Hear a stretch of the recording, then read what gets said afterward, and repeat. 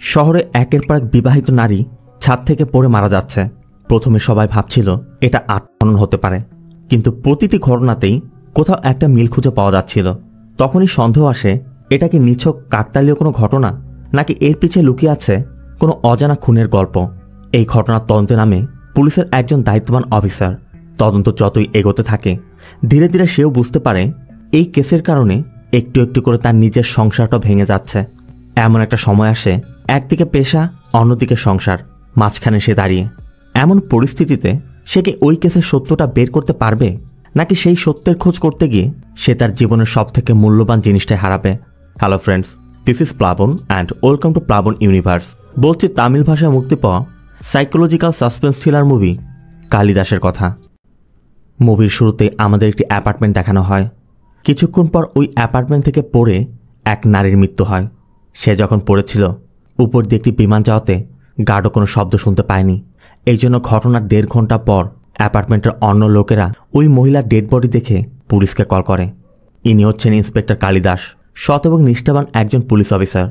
কালিদাসকে জানানো মাত্রই কালিদাসও ঘটনাস্থলে পৌঁছে যায়। কালিদাস লক্ষ্য করে মেয়েটার হাতে আঁচড়ের দাগ দেখা যাচ্ছে। আবার মেয়েটি যে জায়গা থেকে পড়েছে সেখানে একটি টুল রাখা। রেলিংয়েও কোনো ফুটপ্রিন্ট নেই, তাই তারা ধারণা করছে এই টুল থেকে ঝাঁপ দিতে পারে। অ্যাপার্টমেন্টের ওয়াচম্যানকে জিজ্ঞাসাবাদ করলে সে জানায় সে কোনো শব্দ পায়নি, আর এই অ্যাপার্টমেন্টে কোনো সিসিটিভি ক্যামেরা ইনস্টল করা হয়নি। মেয়েটির স্বামী এখন শহরের বাইরে আছে। এই জন্য কালিদাস ওই অ্যাপার্টমেন্টের অন্য বাসিন্দাদের সাথে কথা বলে আর জানতে পারে এই মেয়েটির স্বামী তার থেকে বয়সে বড় ছিল। বিয়ে হয়েছিল 7 বছর হবে, কিন্তু কোনো বাচ্চা হয়নি। আর এই মেয়েটি সবসময় ফোন নিয়ে ব্যস্ত থাকত। এই জন্য তার স্বামীর সাথে হরহামেশায় ঝগড়া হতো। এমনকি গতকাল রাতেও তাদের মধ্যে বেশ ঝগড়া হয়েছে। অন্য একজন জানায় মেয়েটি মন্দিরের একটি হোয়াটসঅ্যাপ গ্রুপে অ্যাক্টিভ ছিল। সব কিছু পর্যবেক্ষণ করে কালিদাস ধারণা করে স্বামীর সাথে যেহেতু ঝগড়া হয়েছিল, হয়তোবা এই মেয়েটি আত্মহনন করতে পারে।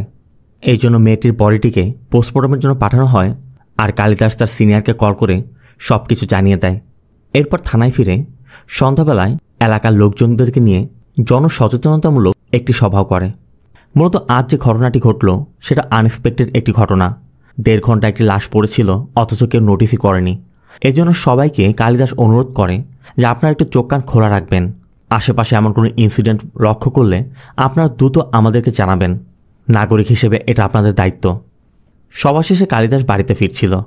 তবে যাওয়ার সময় কালিদাস তার স্ত্রী বিদ্যাকে কল করছিল, কিন্তু বিদ্যা ফোন পিক করছে না। এরপর কালিদাস বাড়িতে গিয়ে বেল দিলে বিদ্যা দরজা না খুলে ভিতর থেকে চাবিটা ছুঁড়ে দেয়, আর ওই চাবি দিয়ে কালিদাস ঘরে ঢুকে। কালিদাস বিদ্যার চুল ভেজা দেখে জিজ্ঞেস করছিল, এখন শাওয়ার নিয়েছ যে? বিদ্যা বলে, স্বামীর সাথে বাইরে ঘুরতে গিয়েছিলাম তো, এই জন্য শাওয়ার নিয়েছি। কালিদাসও বুঝতে পেরে বলছিল, একটি মেয়ে অ্যাপার্টমেন্ট থেকে ঝাঁপ দিয়ে আত্মহনন করেছে, ওই কেস নিয়ে ব্যস্ত ছিলাম। বিদ্যা বলে, তাও ভালো, সে তো বেঁচে গেছে। আমাদের বাড়িটার যে উচ্চতা, আমার তো সেই সুযোগটাও নেই। বলেই বিদ্যা ভিতরের ঘরে চলে যায়। মূলত কালিদাস সবসময় তার ডিউটি এবং কেস নিয়ে পড়ে থাকে। সে বিদ্যাকে একদমই সময় দিতে পারে না। এই জন্য বিদ্যা কালিদাসের উপর ভীষণভাবে রেগে আছে, আর এমনটা হওয়াটাই স্বাভাবিক। এরপর বিদ্যা বেডরুমে গিয়ে বাচ্চার পাশে শুয়ে পড়ে, আর এদিকে কালিদাস টিভি অন করে মদের আড্ডায় বসেছে। কালিদাস ড্রিঙ্কস করছে আর ওই কেসের কথা ভাবছে।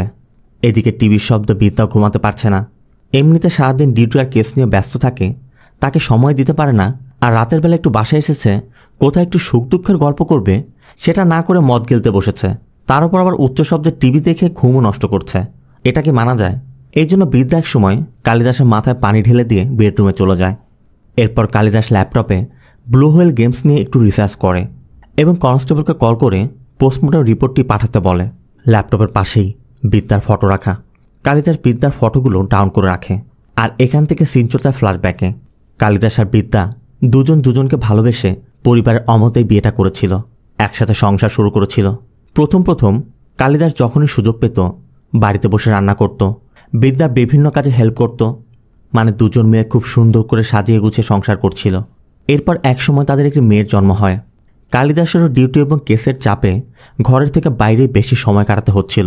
বিদ্যাও লক্ষ্য করছিল কালিদাস আর আগের মতো ঘরে সময় দিচ্ছে না। আগে যেভাবে তার পাশে থাকতো, তাকে হেল্প করত, এখন তো কথা বলার সুযোগই পাচ্ছে না। আর এভাবেই ধীরে ধীরে তাদের দুজনের মধ্যে একটা দূরত্ব তৈরি হয়ে গিয়েছিল। আর এজন্য এখন দুজন দু জায়গায় ঘুমাচ্ছে। এখান থেকে সিন প্রেজেন্টে বিদ্যা একদিন সকালে তার বাচ্চাকে স্কুলে ড্রপ করে লন্ড্রি থেকে কাপড় আনতে গিয়েছিল। ঠিক তখনই মুখোশ পরা দুজন ছিনতাইকারী বিদ্যার গলার চেন ছিনতাই করে সেখান থেকে পালাচ্ছিল। তখন লন্ড্রি করা মহিলাটা চিৎকার করে বলছিল, তোদের কত বড় সাহস, তোরা ইন্সপেক্টরের বোর্ড চেন চুরি করছিস।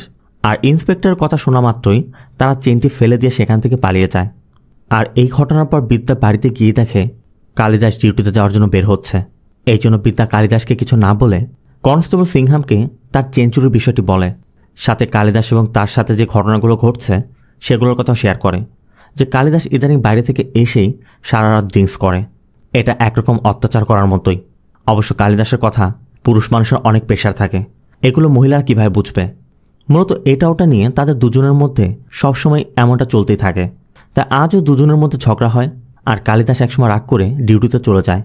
কালিদাস বের হওয়া মাত্রই বিদ্যা তার বান্ধবী প্রীতিকে কল করে এবং প্রীতির সাথে শেয়ার করে যে এমন কোনো দিন নেই যে তাদের মধ্যে ঝামেলা হয় না। কালিদাস সারাদিন বাইরে কাটায় আর রাতের বেলা যখন বাড়িতে ফিরে প্রতি রাতেই মদ খায়। আর অন্যদিকে বিদ্যা সারাদিন ঘরে বিভিন্ন কাজ করে সময় কাটাতে হয়। মানে এমন একটা অবস্থা, মেয়েদের যেন কোনো স্ট্রেসই নেই, যত স্ট্রেস ছেলেদের। প্রীতি বলছিল তুইও ওর মধ্যে এক প্যাক মেরে দে, তোরও কোনো স্ট্রেস থাকবে না। বিদ্যা বলে মনে হচ্ছে তাই করতে হবে। আর প্রীতির সাথে কথা শেষ করে বিদ্যা তাই করে। বিদ্যা কালিদাসের বোতল থেকে একটি গ্লাসে কিছু ঢেলে নেয় আর কালিদাস যাতে বুঝতে না পারে ঠিক সমপরিমাণ পানি বোতলে মিলিয়ে রাখে। এরপর জুস মিক্স করে বিদ্যা খেতে খেতে উপরে গিয়ে গান শুনছিল আর ড্রিঙ্কস করছিল। ঠিক তখনই বিদ্যাদের বাড়িতে কেউ বেল বাজায়। এই ছেলেটির নাম শঙ্কর। মূলত বিদ্যারা তাদের বাড়ির দোতলার ঘরটি ভাড়া দেওয়ার জন্য বিজ্ঞাপন দিয়েছিল। সেই বিজ্ঞাপন দেখেই ঘর ভাড়া নিতে শঙ্কর এসেছে। কিন্তু বিদ্যা শঙ্করকে বলে যে ভাড়া দিবে সে বাড়িতে নেই, আপনি বিকেলে আসবেন। শঙ্করের কথা, আপনি তো আছেন, আপনি কি বাড়িওয়ালি না, নাকি আপনি অন্য কারোর উপর ডিপেন্ড করেন? বিদ্যা বলছিল আমি অত কিছু জানি না, আপনি আপনার নম্বর দিয়ে যান, বিকেলে আমার স্বামী এলে আমি আপনাকে কল করব। শঙ্কর বলে আসলে আমার তো মোবাইল ফোন নেই, আপনি আপনার নম্বরটা আমাকে দিয়ে দিন, আমি কল করে জেনে নিব। কিন্তু বিদ্যা অপরিচিত কাউকে ফোন নম্বর কেন দিবে? এই জন্য বিদ্যা স্পষ্ট করে বলে দেয় আপনি যদি বাসা ভাড়া নিতে চান তাহলে বিকেলে আসবেন, না হলে আসার দরকার নেই। শঙ্কর তাই বিকেলে আসার কথা বলে সেখান থেকে চলে যায়। এখান থেকে সিন চলে যায় একটি অ্যাপার্টমেন্টে। একটি বুলেট নিয়ে কেউ অ্যাপার্টমেন্টে প্রবেশ করছে আর এরপর লিফটে করে সে সোজা ওই অ্যাপার্টমেন্টের ছাদে চলে যায়। ছাদেও তখন একটি মেয়ে দাঁড়িয়েছিল আর ওই মেয়েটির কাছে গিয়ে সে মেয়েটিকে ধাক্কা দিয়ে নিচে ফেলে দেয়। নিচেই দুজন লোক লন্ড্রি করছিল। তারাও শব্দ পেয়ে এগিয়ে এসে দেখে মেয়েটির লাশ পড়ে আছে। সাথে সাথে তারা পুলিশকে জানালে কালিদাসরাও টিম নিয়ে ঘটনাস্থলে পৌঁছে যায়। গতকাল যে মেয়েটি মারা গিয়েছিল ওই মেয়েটির হাতে আঁচড়ের দাগ ছিল, ঠিক তেমনই আজকের মেয়েটির হাতেও কিছু লেখা রয়েছে। আর এই দুটি বিষয় একদমই সিমিলিয়ার। গতদিন যে মেয়েটি মারা গিয়েছিল তার ফোন পাওয়া যায়নি, তবে আজকের মেয়েটির পাশে তার ফোনটি পাওয়া গিয়েছে। তবে ফোনটি প্যাটার্ন লক করা, এই জন্য কালিদাস এই ফোনটিকে আনলক করতে পাঠায়। আর সিসিটিভির বিষয়ে জানা যায় ঘটনার সময় সিসিটিভি অফ ছিল, তবে কেন সেটা অফ ছিল সেটা এখনও জানা যায়নি। এরপর কালিদাস এই মেয়েটির স্বামী আরিয়ানের সাথে কথা বলে এবং জানতে পারে 6 বছর যাবৎ তাদের বিয়ে হয়েছিল, তাদের কোনো সন্তান নেই। এরপর কালিদাস অ্যাপার্টমেন্টের অন্য বাসিন্দাদের সাথে কথা বলে। তাদের সাথে কথা বলেও জানা যায় মেয়েটি সবসময় ফোনেই ব্যস্ত থাকত, মাঝে মাঝে জিমে যেত। আর স্বামী স্ত্রীর মাঝে সম্পর্কটা খুব বেশি ভালো ছিল না। আবার ওই মেয়ের ঘরে তল্লাশি করে ওই মেয়ের ডায়েরির মধ্যে একটি ব্লু হোয়েল অ্যাকাউন্ট দেখা যায়। সাথে মেয়েটির ল্যাপটপের মধ্যে বেশ কিছু হরর মুভি সাথে ডিস্টার্বিং কিছু ক্লিপও পাওয়া যায়। কালিদাসও তাই ডিএসপিকে জানায় এই মেয়ের ল্যাপটপে যা কিছু পাওয়া গেছে আর ডায়েরিতে ওই হোয়েলের চিহ্ন সব কিছুই বলছে এগুলো সব কিছুই ওই গেমের টাস্ক। আর এই গেমের শেষ টাস্ক হচ্ছে উঁচু বিল্ডিং থেকে ঝাঁপ দেয়া। তাই এই সকল দৃষ্টিতে দেখতে গেলে এটাকে আত্মহননই মনে হচ্ছে। তবে কালিদাসের কথা শুনে ডিএসপি বলে যতক্ষণ পর্যন্ত আমরা কনফার্ম না হতে পারছি ততক্ষণ পর্যন্ত এই বিষয়টা কারোর সাথে শেয়ার করার প্রয়োজন নেই। কালিদাসের কল কেটে ডিএসপি ক্রাইম ব্রাঞ্চের এসি জর্জকে কল করে। জর্জ এখন ছুটিতে আছে, তাই ডিএসপি জর্জকে এই কেসটিতে হেল্প করতে বলে। এই জন্য পরবর্তী দিনই জর্জ সেখানে চলে যায়। পোস্টমর্টম শেষ করে ডক্টর জানায় মেয়েটির নখের মধ্যে সিমেন্ট পাওয়া গেছে। যদিও কালিদাস এই ঘটনাকে গেমের অ্যাঙ্গেল থেকে দেখছে, তারপরও জর্জের ধারণা এর পিছে অন্য কিছু রয়েছে। তাই জর্জ ঘটনাস্থল পরিদর্শন করতে যায় আর সেখানে গিয়ে দেখে ছাদের রেলিংয়ের সাথে আঁচড়ের দাগ। জর্জের কথা, যদি সে ঝাঁপি দিবে তাহলে রেলিংয়ে আঁচড়াবে কেন?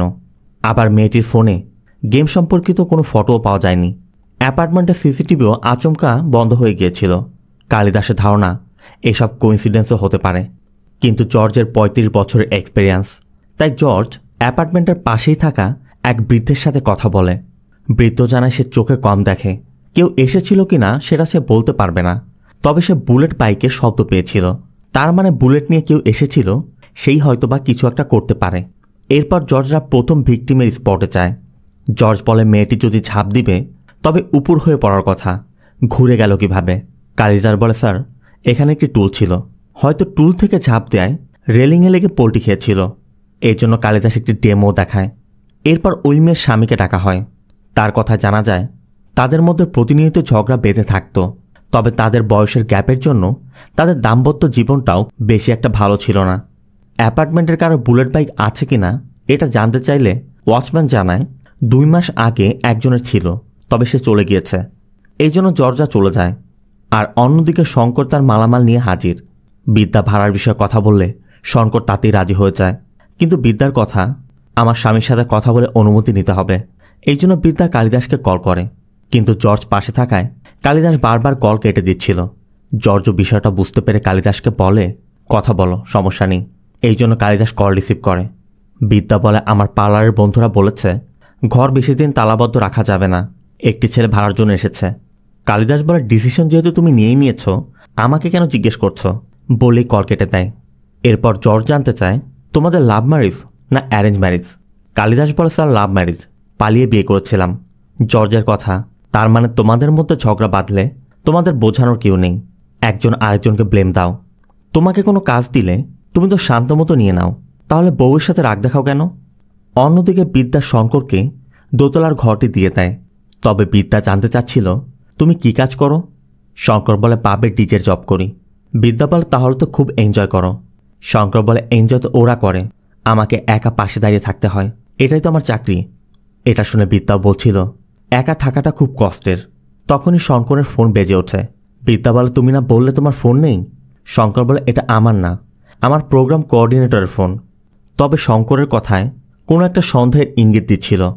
এর কিছু সময় পর কালিদাস জর্জকে তার বাড়িতে কফি খাওয়াতে নিয়ে আসে। অবশ্য বিদ্যা সবার জন্য কফি নিয়ে এলেও কালিদাসের জন্য কফি আনেনি। আর সবার সামনে কালিদাসও খুব একটা বিব্রতকর পরিস্থিতিতে পড়ে যায়। যাই হোক, কফি শেষ হলে সবাই চলে যায়। এরপর রাতের বেলা কালিদাস জর্জকে ওই মৃত মেয়েগুলোর কল রেকর্ড দেখাতে এলে জর্জ জানতে চাচ্ছিল, তুমি তোমার ওয়াইফের সাথে ভালোভাবে কথা বলো না, তাই না? তবে কালিদাস বিষয়টা এড়িয়ে গিয়ে বলে, স্যার ওই 3 মেয়ের কল রেকর্ডে কোনো রকম কানেকশন নেই, কোনো মার্ডার মোটিভই পাওয়া যাচ্ছে না, এগুলো আত্মহননই হবে। এর মধ্যেই দ্বিতীয় ভিকটিমের বাবা এসে জানায় তার মেয়েকে তার জামাই মেরেছে, মানে আরিয়ান। সাথে মেয়েটির ভাঙা একটি ফোনও দেখিয়ে বলে, এই দেখুন আমার মেয়ের ফোনটির কি করেছে, প্রতিনিয়ত ঝগড়া করত। অবশ্য আরিয়ান এসে তার শ্বশুরকে বাইরে পাঠিয়ে জর্জদেরকে বলে, স্যার এই ফোনটা আমি ভাঙিনি, মূলত আরিয়া একদিন এই ফোনের মধ্যে মিস ইউ মেসেজ দেখেছিল, এই জন্য জানতে চাচ্ছিল এই ফোনটা কার। তখন তার ওয়াইফ প্রিয়া ওই ফোনটি কেড়ে নিয়ে বলছিল যে এটা আমার বান্ধবীর ফোন, ও বাইরে গিয়েছে তাই আমার কাছে রেখে গেছে। কিন্তু আরিয়ানের সন্দেহ হচ্ছিল, তাই প্রিয়াও একসময় নিজেকে বাঁচাতে ফোনটি আশ্রয় ভেঙে ফেলে। আরিয়ান বলে, এরপর আমি ফোনটি আর রিপেয়ার করতে পারিনি। তবে কালিদাসরা ফোনটি ওপেন করে মিস ইউ মেসেজটা যে নম্বর থেকে পাঠানো হয়েছে ওই নম্বরটিতে কল করে। আর এরপরই দেখা যায় তাদের কাস্টডিতে আটকে রাখা আরাব নামে একজনের ফোন বেজে উঠছে। এই জন্য আরাবকে জিজ্ঞাসাবাদ করা হয়।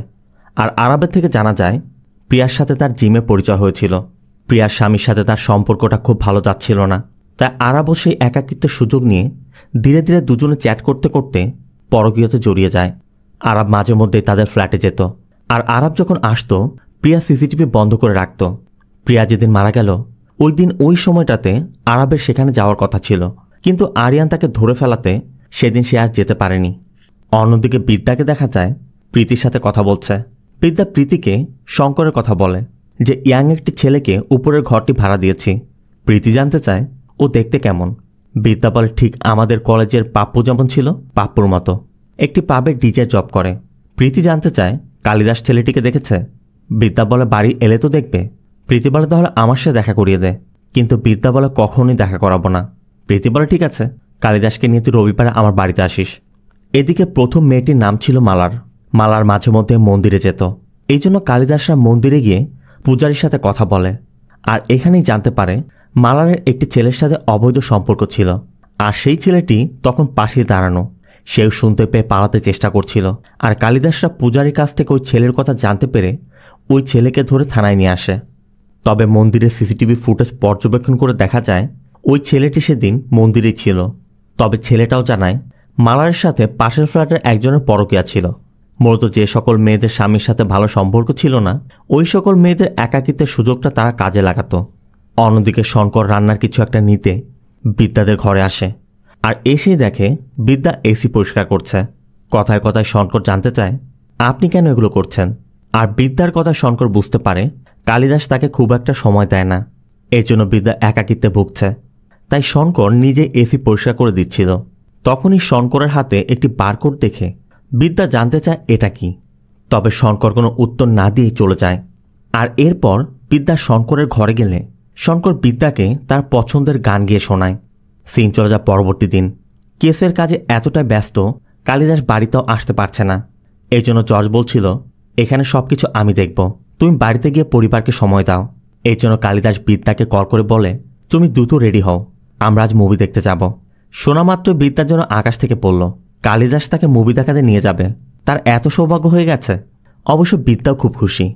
একদিকে কালিদাস বাড়ির উদ্দেশ্যে আর জর্জ থানার উদ্দেশ্যে। ঠিক তার মধ্যে তৃতীয় ব্যক্তিও বের হয়ে যায়। আর এরপরই আরেকটি ভবন থেকে পড়ে একজন মধ্যবয়স্ক মহিলার মৃত্যু হয়। এদিকে কালিদাস বাড়িতে ফিরে দেখে বিদ্যা এখনও রেডি হয়নি। তাই দ্রুত রেডি হতে বলে কালিদাস নিজেও রেডি হয়ে যায়। তবে এখনও বিদ্যা শেষ হয়নি। তাই কালিদাস হাঁটতে হাঁটতে উপরের ঘরটায় যাচ্ছিল। তখনই সিংহাম এসে জানায় স্যার আরেকটি ঘটনা ঘটে গেছে। যদিও কালিদাসের বিদ্যাকে মুভি দেখতে নিয়ে যাওয়ার কথা ছিল, তারপরও কালিদাস মৃত্যুর খবর পেয়ে সাথে সাথেই হসপিটালে ছুটে যায়। আগের দুজনকে মৃত পাওয়া গিয়েছিল, তবে এবার যে পড়েছে সে এখনও জীবিত, কিন্তু তার অবস্থা খুবই ক্রিটিক্যাল। এই জন্য জর্জ তার কাছে জানতে চায় আপনি ছাদ থেকে ঝাঁপ দিলেন কেন। কিন্তু মহিলাটি ইশারার মাধ্যমে বোঝানোর চেষ্টা করে আমি ঝাঁপ দেইনি। তখনই দরজার ওপাশে শঙ্করকে দেখে সে আতঙ্কিত হয়ে উঠলে একসময় সে মারা যায়। সাথে সাথে শঙ্করও সেখান থেকে বের হয়ে যায়। আর এরপর রাতের বেলা শঙ্কর বাইরে থেকে কিছু খাবার নিয়ে এসে বিদ্যার সাথে বসে মুভি দেখছিল। বিদ্যাকেও দেখা যায় শঙ্করের ঘাড়ে মাথা রেখে মুভি দেখছে। এদিকে জর্জরা ওই মহিলার ফ্ল্যাট তল্লাশি করছে। আগের যে দুজন মারা গেছে তারা দুজন না হয় পরকীয়া করেছিল, কিন্তু এই মহিলার বয়স তো 55 বছর। আবার সে একা থাকতো, তার কেউই নেই। তাকে কেন কেউ খুন করতে চাপে। অবশ্য এই মহিলার ঘরের মধ্যে একটি কন্ডোমের প্যাকেট পাওয়া যায়। আবার তথ্য পাওয়া যায় এই মহিলা সপ্তাহে দুবার দুটি রেগুলার দোকান থেকে প্রত্যেকবারই 30 টাকা করে রিচার্জ করত। এই জন্য কালিদাসরা সেই রিচার্জের দোকানে যায়, কিন্তু সেখানেও তেমন কোনো তথ্য পাওয়া যাচ্ছে না। এরপর জর্জ জানায় ওই মহিলার ফোনে কয়েকটি নম্বর পাওয়া গেছে, একটি নম্বর ব্যতীত বাকিগুলো ইনঅ্যাক্টিভ। তাই ওই নম্বরের ডিটেলস বের করে সেখানে লাইভ লোকেশন সেট করে জর্জরা ওই বাড়িতে পৌঁছে যায়। কিন্তু তারা এখনও বুঝতে পারছে না বাড়িতে কেউ আছে কিনা। আবার পুলিশ দেখলে পালাতেও পারে। এই জন্য তারা একটা প্ল্যান করে। তারা ওই অ্যাড্রেসের এগেনস্টে একটি পিজা অর্ডার করে। এরপর পিজা ডেলিভারি বয়ের সাহায্য নিয়ে ওই লোককে ঘরের বাইরে এনে তাকে ধরেও ফেলে। তবে ওই লোক জানা এখানে একজন মহিলা থাকতো যে প্রস্টিটিউশনের সাথে জড়িত ছিল। তার কথা মতো এরা বিভিন্ন মেয়েকে ক্লায়েন্টদের কাছে পৌঁছে দিত। 4 মাস আগে এখান থেকে চলে গিয়েছে, আর 4 মাস পর তাকে কল করেছিল। জজরা তাকে ওই ভিকটিমদের ফটো দেখায়, কিন্তু এদের কাউকে সে চিনতে পারছে না। সে বলে স্যার শিল্পা নামে এক দালাল আছে, সে এই কাজগুলো করে বেড়ায়, তার কাছে গেলে হয়তো আর তথ্য পাওয়া যাবে। এই জন্য পরবর্তী দিনই শিল্পার খোঁজ করতে যায়।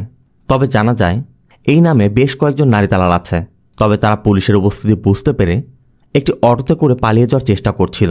পুলিশ তাদের ধরতে না পারলেও ওই অটো ড্রাইভারকে ধরতে পারে, আর তাদের কাছ থেকে জানতে পারে এদের সাথে শান্তি নামে এক মেয়ের লিঙ্ক আছে। আবার শান্তি এখন হসপিটালে ভর্তি। এই জন্য জর্জরা শান্তির খোঁজ করতে হসপিটালে যায়। তবে শান্তিকে কেউ তথ্য দিলে শান্তিও সেখান থেকে পালিয়ে যায়। এর জন্য কালিদাসরা আবার থানায় ফিরে আসে। এদিকে কালিদাস বাড়িতে যাওয়ার সুযোগই পাচ্ছে না। আর সেই সুযোগে বিদ্যার শঙ্কর তো পুরো জমে ক্ষীর হয়ে গেছে। এমনকি শঙ্করকে দেখা যায় বিদ্যাকে তার পাবেও নিয়ে যাচ্ছে। সিন থানায় কালিদাস ওই ঘটনাগুলোর একটি ম্যাপ তৈরি করে, কারণ ওই ঘটনাগুলো একটি নির্দিষ্ট এরিয়াতে ঘটছে। তার মানে এখানে ভিকটিমদের মধ্যে নিশ্চয়ই কোনো না কোনো লিঙ্ক থাকতে পারে। এমন কোনো জায়গা থাকতে পারে যেখানে এরা সবাই যেত, কিন্তু মেয়েরা যাতায়াত করে এমন অনেক জায়গায় তো আছে। এখন কালিদাসরা কোন কোন জায়গাতে খুঁজবে সবজি মার্কেট থেকে শুরু করে shopping mall, gym, medical shop, jewellery shop, hospital, beauty parlour, এমন অনেক জায়গায় মেয়েদের যাতায়াত আছে। আবার পুলিশ এখনও পর্যন্ত কেসটি সলভ করতে পারেনি। তাই কালিদাসের নাম করে একটি পত্রিকা এই কেসের বিষয়ে আর্টিকেল প্রকাশ করে দেয়। আর এটা দেখার পর জর্জ সন্দেহ করছিল কালিদাসই হয়তো বা লিক করেছে। অবশ্য কালিদাস বোঝানোর চেষ্টা করে সস্তা পাবলিসিটির জন্য সে এমনটা করবে না। এরপর কালিদাস বাড়িতে যাচ্ছিল, তখনই সাইবার সেন্টার থেকে কেউ কল করে জানায় ওই 3 জন ভিকটিমই একটি নম্বরে কন্ট্যাক্ট করেছিল। সেই নম্বরটির ডিটেলসও পাওয়া গেছে, ডেভিড নামে রেজিস্ট্রেশন করা, সাথে স্থায়ী ঠিকানাও পাওয়া যায়। কালিদাস তখন এক কনস্টেবলকে ওই ঠিকানায় গিয়ে যাচাই করে দেখতে বলে। এরপর বাড়িতে গিয়ে দেখে বিদ্যা তড়িঘড়ি করে নিচে নামছে। কালিদাসও বিদ্যাকে বোঝানোর চেষ্টা করে কেসের চাপে সে আসতে পারেনি। এরপর কালিদাসরা ঘরে ঢুকতেই ডাইনিং টেবিলের উপর 2টি কাপ আর শঙ্করের হেডফোনটি দেখতে পাওয়া যায়। তবে কালিদাস বিষয়টি খেয়াল করার আগেই বিদ্যা সেগুলো সরিয়ে নেয়। এরপর কালিদাস ফ্রেশ হয়ে ইউনিফর্ম পরে ল্যাপটপে কাজ করছিল। তখনই বিদ্যা কালিদাসকে উপরের ঘরের বিষয়ে কিছু বলতে যাচ্ছিল, কিন্তু বিদ্যা লক্ষ্য করে কালিদাস তার কথাতে গুরুত্বই দিচ্ছে না। এই জন্য বিদ্যা একটু রেগেই কালিদাসকে বলে, তুমি যদি 10টা মিনিট সময় দিতে নাই পারো তাহলে বাড়িতে কেন আসো। কালিদাসও বিষয়টা বুঝতে পেরে বিদ্যাকে কাজে হেল্প করতে যাচ্ছিল। তবে তখনই সিংহাম কল করায় কালিদাসকে বেরিয়ে যেতে হয়। সিংহাম জানায় ডেভিডের অ্যাড্রেসে গিয়ে অ্যাড্রেস সঠিক পাওয়া গিয়েছে, তবে ডেভিড এখানে থাকে না, অন্য কোথাও চলে গেছে। কালিদাস বল, ঠিক আছে, তুমি চেক করে দেখো এই নম্বরের এগেনস্টে কোনো ডকুমেন্টস পাও কিনা। অন্যদিকে পুলিশের তাড়া খেয়ে শান্তি কাউকে কল করে তার লোকেশন জানিয়ে বলছিল, আমি আর এই কাজ করতে পারবো না, আমাকে পুলিশের হাত থেকে বাঁচাও। আর এরই কিছু সময় পর কেউ একজন শান্তিকে খুন করে। এদিকে থানাতে 2 জন চেন ছিনতাইকারীকে ধরে আনা হয়। জর্জ তাদের কাছে জানতে চায়, তোমরা ইদানিং বুলেট বাইক নিয়ে ঘোরাফেরা করতে কাউকে দেখেছ? আর ওই 3 নারীর ফটো দেখালে তারা জানায় তারা ওই বয়স্ক মহিলাকে কালিদাসের ওয়াইফ বিদ্যার সাথে দেখেছিল, মানে যেদিন তারা বিদ্যার চেন চুরি করতে গিয়েছিল। এর মধ্যে শান্তির খুনের খবর আসে আর জর্জ দ্রুত সেখানে চলে যায়। ফরেন্সিক এজেন্টরা জানায় ছুরি মেরে খুন করা হয়েছে, তবে পায়ে 1 ফোঁটা রক্ত দেখে তাদের সন্দেহ হচ্ছে। তাদের ধারণা খুনির সাথে শান্তির স্ট্রাগল হয়েছিল, তখন হয়তো খুনির শরীর থেকেই এই রক্ত পড়েছে।